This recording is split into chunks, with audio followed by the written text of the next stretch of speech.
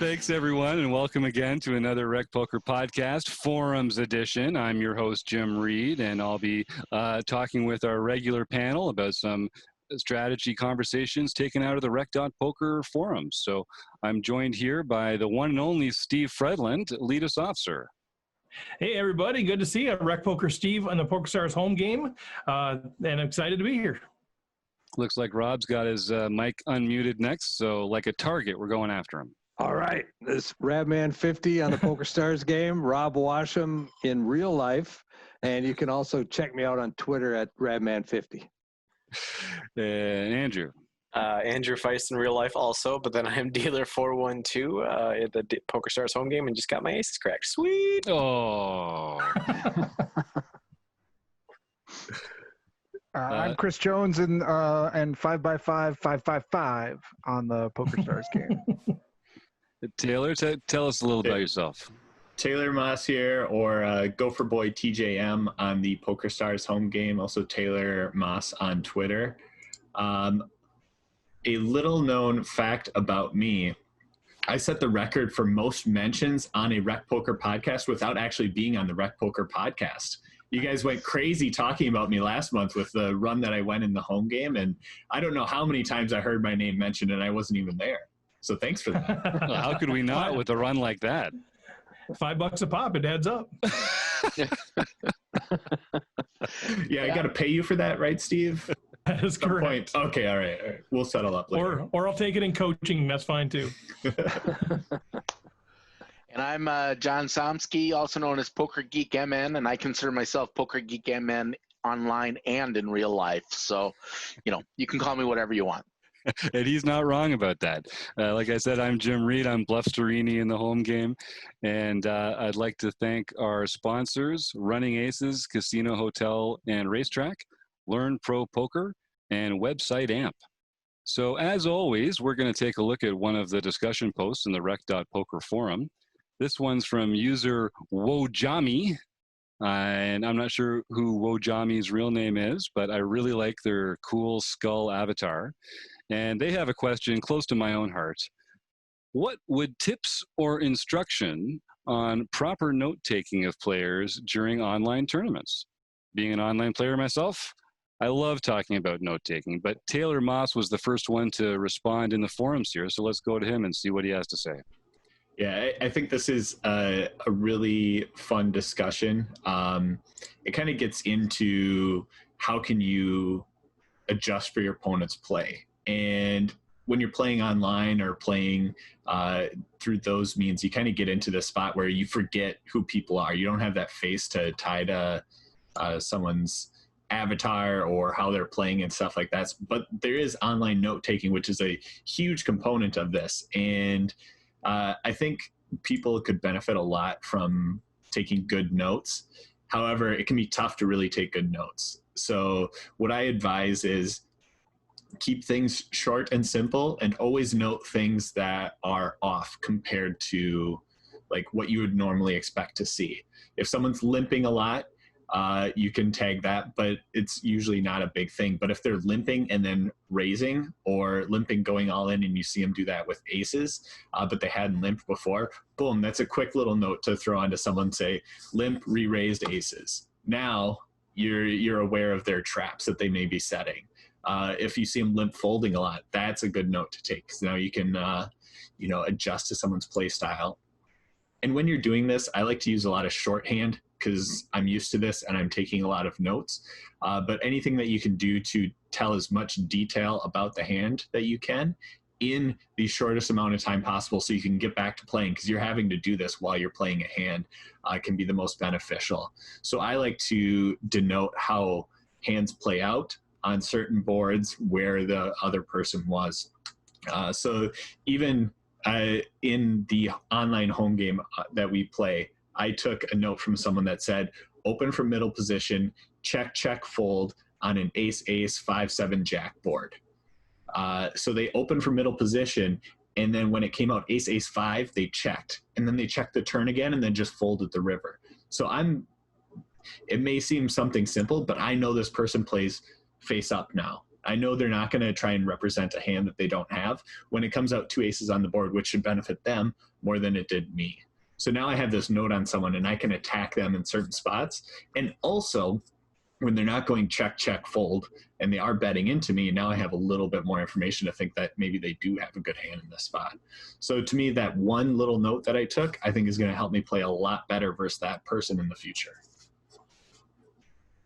Yeah, and definitely taking notes, the way you take notes makes a big difference. Like some people like to actually just take pen and paper notes with their own shorthand, which makes a lot of sense. If you want to have that tactile experience, some people like to use the poker client software to make notes on the individual players and give them color tags. If you've got a HUD or Poker Tracker 4, you can make notes there. They're usually a little more comprehensive and they'll track some other things as well.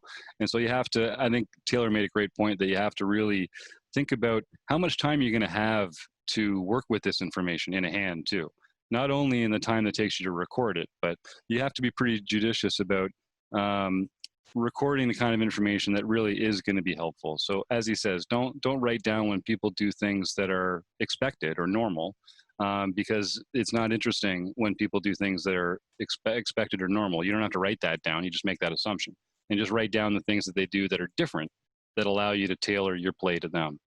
So that would be one good tip there. Steve, did you have something you wanted to jump Well, in? I'm just curious if then, like, and I'm not much of a note taker. I don't use HUD, so that's all kind of a new thing for me because part of it is my memory of like, okay, how do I use that? So, when you make those notes tailored, then do you go back and change it from what it is to just sort of like plays heads up? I mean, or face up? I mean, or do you consolidate these notes somehow, or do you just keep summarizing, or what do you do with those as you keep going? I keep notes in there and just keep adding to it if I see the need. Typically, whenever I take a note, I know like what its intention is. So like that note that I have essentially tells a story, and I could just write plays face up, but that may be I didn't actually see a hand and I thought it was the case. Giving myself an example actually helps me understand what I was trying to get at, because I may see that note in the future and not realize, hey, this guy had a flop with 2 aces on it and he was the pre-flop raiser and didn't continuation bet. To me, that's a big deviation from the norm, because that's a great spot to just continuation bet and take down the pot the majority of the time. If I just say plays face up, I may not understand like what exactly I'm talking about. But I'll just keep a list, keep adding to it. If I see something that contradicts something that I have previously, I may put in quotations or in parentheses question marks. Like now I'm starting to second guess this note, or I may delete old notes and add to it. So, I mean, it's your notes. If you think someone's changing how they're playing, or you see something different that contradicts, I am very apt to add, delete, modify, whatever it may be. Mm-hmm. Okay. And part of what I think about in terms of the consolidating notes, like Steve was asking, is that kind of color coding thing, right? Like that we take these notes and then we can start to classify people into certain categories, which we can then sort of simplify by color coding, or some overall label that we can give to somebody, which might help us make some decisions. But I like what you're saying, Taylor, a lot about how we have to like take down not just like this player plays ABC, but really give an example of what we mean by that, so that we can have a little bit more of a sense of it. Because the next time we see that note might be weeks later, if we're playing on a big site, and it's hard to, if we just have everybody plays face up who plays face up, but we're not saying why they do, or they're this player's really aggressive. That can mean a lot of different things for a lot of different players. So taking those specific notes is really helpful. And I think the key in there, like what you said, is just it has to be like major deviations, right? That's kind of the point. Like I think I could see myself getting caught in that trap of, oh, that's different than normal. Oh, they opened ace-9 where I thought it'd be ace-jack or better. Those kinds of things could really then just sort of create all this noise, right? Yeah, and I mean, everyone's going to have their own like opening ranges for like that one specific example, but there can be certain things that you can like notice from there. Like from what you just said, they could be more apt to play aces and have instead of like you typically see the range and it's like that arrow with the block around the broadways. It may be like really pointy with playing a lot of aces too, and that can be good to know. But it doesn't necessarily always have to be something major either. Because you could take a note on someone that says, hey, they're really wide from the button, which if I just read that note, I'd be like, that's meaningless. But if you're really wide from the button, and then you have like 2 examples of like deuce 6 suited and jack 4 offsuit, right. And then you're like, okay, that's how wide they are from the button. Like now you have that little extra piece of information. Your note could be wide from early position, but that doesn't necessarily tell you what's going on. You could say wide from early position and say under the gun ace 9 offsuit, because that is then a meaningful piece of information. Yeah, Chris, did you want to jump in there? No. So, and I guess one other thing that's it's a little dry, but back up these files. It sounds like a kind of a mundane detail, but make sure that you're backing up these notes, whether it's on the poker client or in your Poker Tracker 4 or something. You don't want to lose a bunch of years of notes on people just because you had some computer malfunction. And another thing is, if you're paying attention to the hands to make notes on, particularly when it comes to hands with showdown, try and really go through that hand retroactively and note all the different decision points that player went through with those holdings once you've seen the showdown value, because you can tell a lot more about specific actions, assumptions that players are making when you can see the actual hand that they went through. And if you want to, because I love what these guys are talking about, not making assumptions based on the data, but just like recording what actually happened. If a great way to do shorthand is if you see someone doing something similar to a note that you already have in there, I just add an exclamation point. And then if I look down and I see that I've got like 6 exclamation points next to this one note in a player, then I know that that's something that they do routinely, and it's something that it's not just a sample size. It's not just it happened once. So that's a nice way to weigh that frequency to it as well. Yeah, and I thought I'd just mention, it goes without saying, but I'll say it anyway, that the smaller the fields or the more regularly you play against the same people, the more useful notes are going to be. If you're constantly playing in 1,000-person online fields, then notes are going to be of limited use. But if you start playing in cash games where you're hitting the same regulars over and over again, or if you're seeing the same people at your tournament tables, then notes can be invaluable. And it's a real, honestly, it's a real, yeah, go ahead. I would love to know the notes people have on me. Not that people will share, like, I'm not a note taker, but it'd be fascinating, wouldn't it, to know like what notes people have on you? Oh, my notes on you are all right here, Steve. I don't need to write them down. That's where mine are on you too, Rob. Yeah, mine are mostly from live. Wouldn't that be kind of fun to like do that and like everybody just swap notes at some point? I think it'd be fun. It's a great idea. We should do it. And I mean, I use my HUD in the PokerStars home game. So if anybody wants to see a snapshot of what their play looks like in my HUD, just send me an email, jim@rec.poker, and I'll send you your hands, or I'll send you a screenshot of my HUD with your hands in there, so you can take a look at it, because it is helpful. It's good feedback. I know Taylor and I have talked about Canadian that. brag there. Yeah, that's right. I know Taylor brought that idea up for our home game that we play, like our physical home game that we've been on hold now, but he brought that up like, hey, let's all kind of give each other an idea of how each other play, and I think that'd be a great way to learn. Well, and when I was in high school, so like my senior year, we would actually play poker about 3 or 4 times a night, and we were home game. It was pass the deck, that kind of stuff. And when I started, like, I bought a couple of poker books. I think Mike Caro's Poker Book of Tells was one that I had, and all that kind of stuff. And a few of them said, take notes, even if you're playing. So this was really before any online boom. Take notes. So I had a notebook that I brought to my home game, and I use it in my truck, but I would always take notes afterwards. And my notes were much more detailed than anything that's going to be on a HUD right now, but I wrote it down, and I would always make sure I review stuff. Okay, Thomas did this, when he had this, that kind of stuff. And my friends would always give me crap. Oh, put that in your book. Put that in your book. The funny thing is after we stopped playing, we got out of high school, we hadn't played a ton. I found it, and I actually sent each person's section to them. This was like 2 years afterwards, and they loved it. They're like, you know what? I did do that, so it's just kind of crazy that the stuff I picked up on, they were curious to see, talking about us keeping notes on each other. But yeah, I mean, that was something that I did. I don't do it as much now, which actually, now that I think about it, I should, because even after I should write down the stuff I have about Steve from all the live stuff, but Right. but yeah, I should take more notes online. And when we did a little bit of a discussion with Taylor before he went into the Learn Pro Poker tournament, where he was taking notes on any history that he had of people, that was kind of game changing for me as far as how he would perceive a hand and then say, okay, I'm going to take a note here. Is okay playing flops in position and that kind of stuff. So that was kind of reinvigorated my, oh, hey, notes are very, very helpful if you can get them to remember. So yeah. Yeah, no, that's a really good point, because that actually brings up something. When we were doing that review section, we were taking notes on stuff, and we noticed something, and it was something that I wrote down, and I was like, hey, this guy, he bets half pot as a bluff.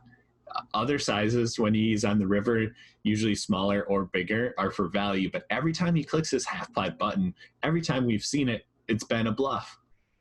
And we got into the Learn Pro Poker thing, and what do they do to me on the river but bet half pot?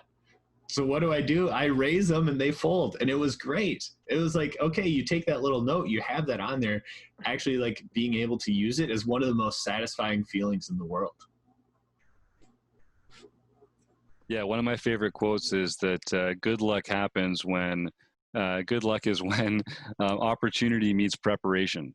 And you talk about poker being a lucky game, but really it's just people making good decisions, being prepared, and knowing what they're getting into. So be that prepared. Take advantage of some of these non-sexy, felt in the moment. It's not just about soul reads and having aces all the time. You can do some less sexy study work, and it'll really serve you well there.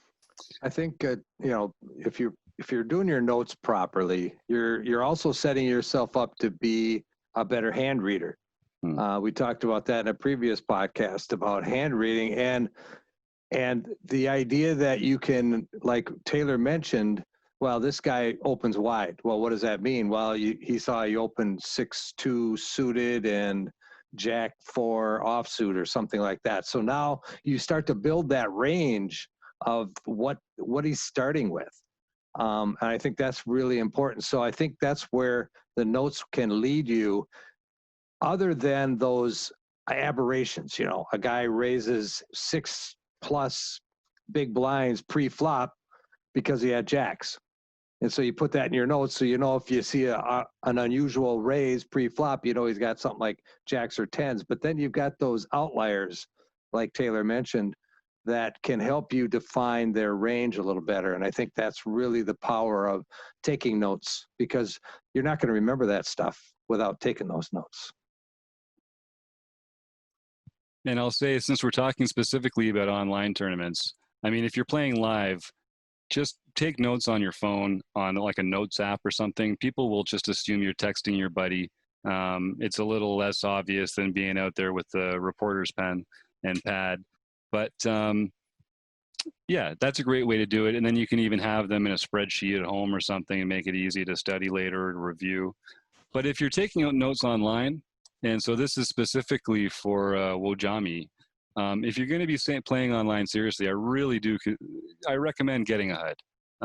Poker Tracker 4 is my personal favorite. It's amazing. You can get our link through the rec.poker resources page, and that I think it's like $100, and we'll even throw in a $30 custom-made HUD for you, the Rec Poker HUD, that's also available in the shop. So, and if you have any questions about HUD play, you can reach out to Taylor or myself or any of these guys, and we love talking HUDs and note taking and poker tracking software and that kind of thing, because we're a bunch of poker nerds, and it's who we are. We love it. So any other thoughts about note-taking, good things about it, things to avoid, traps, trials, tribulations? Then just happy trails. We'll see everybody here again next week. Thanks to Learn Pro Poker, Running Aces, Casino, Hotel and Racetrack, and Website AMP. We couldn't do it without you. Thanks, everybody.